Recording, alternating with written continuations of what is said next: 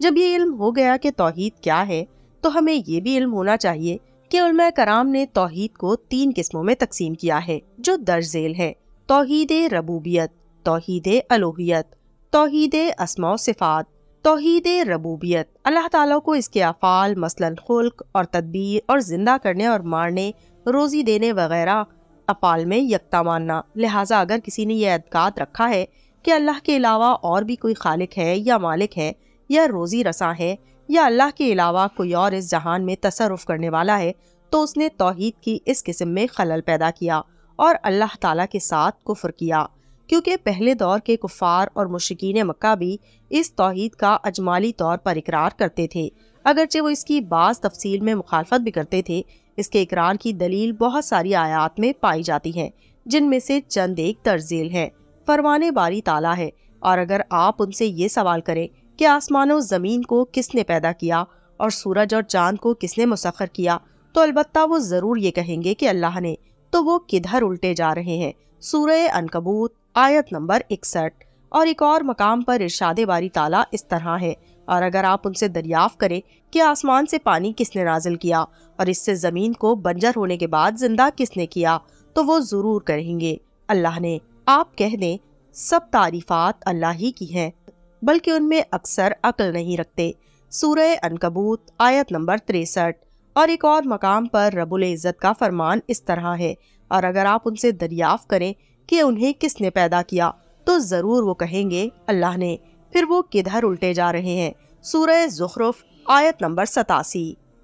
ان آیات میں اللہ سبحانہ تعالیٰ نے بیان فرمایا ہے کہ کفار بھی اس کا اقرار کرتے تھے کہ اللہ تعالیٰ خالق و مالک ہے اور مدبر ہے، لیکن اس کے باوجود انہوں نے عبادت میں اللہ کی توحید کا انکار کیا، جو ان کے عظیم ظلم اور شدید بہتان اور ضعف عقل کی دلیل تھی، کیونکہ ان صفات کا مالک اور ان افعال میں انفرادیت رکھنے والے کی ہی عبادت کرنی چاہیے، اور اس کے علاوہ کسی اور کی عبادت نہ ہو، اور صرف اس اللہ کو ہی یکتا و تنہا اور ایک مانا جائے۔ اللہ سبحانہ وتعالیٰ پاک اور بلند ہے اس سے جو وہ شرک کرتے ہیں۔ اس لیے جو کوئی بھی توحید ربوبیت کا صحیح اقرار کرتا ہو،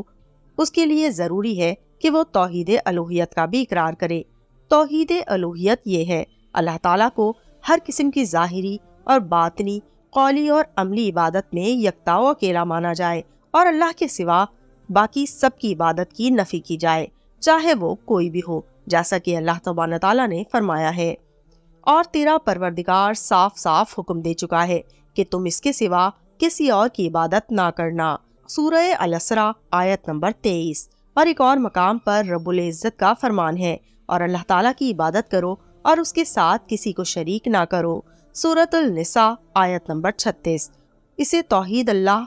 افعال العباد کہنا بھی ممکن ہے، اور اسے توحید الوہیت کا نام بھی دیا جاتا ہے، کیونکہ یہ اللہ کی عبادت اور اسے اللہ تسلیم کرنے اور اسے الہ معبود تسلیم کرنے پر مبنی ہے کہ اللہ کی عبادت محبت و تعظیم کے ساتھ کی جائے، اور اسے توحید عبادت بھی کہا جاتا ہے،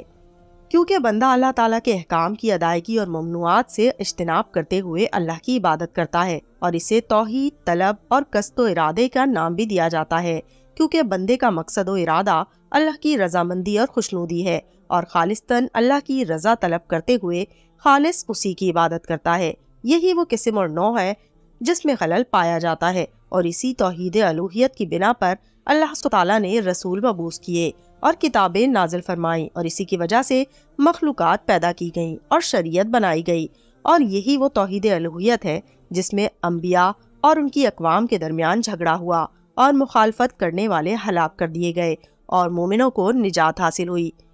اس لیے جس نے بھی اس توحید الوہیت میں خلل پیدا کیا اور کسی بھی قسم کی عبادت کو اللہ کے علاوہ کسی اور کے لیے جائز سمجھا، تو وہ ملت اسلامیہ سے خارج ہو گیا اور فتنے میں پڑ گیا اور سیدھی راہ سے بھٹک گیا۔ اللہ تعالی ہمیں سلامت و محفوظ رکھے، آمین ثم آمین۔ اور توحید اسماء و صفات یہ ہے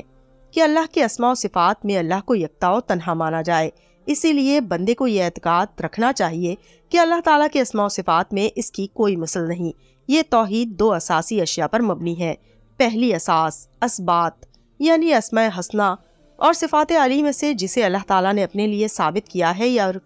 پھر رسول کریم صلی اللہ علیہ وسلم نے اللہ کے لیے ثابت کیا ہے، اسے بغیر کسی تشبیہ و مثال کے اسی طرح ثابت کیا جائے، اور جس طرح اللہ کے شایان شان ہے، اور اس کے معنی میں کسی بھی قسم کی تحریف و تعویل نہ کی جائے، اور نہ ہی اس کے حقائق کو معطل کیا جائے، اور نہ ہی اس کی کیفیت بیان کی جائے۔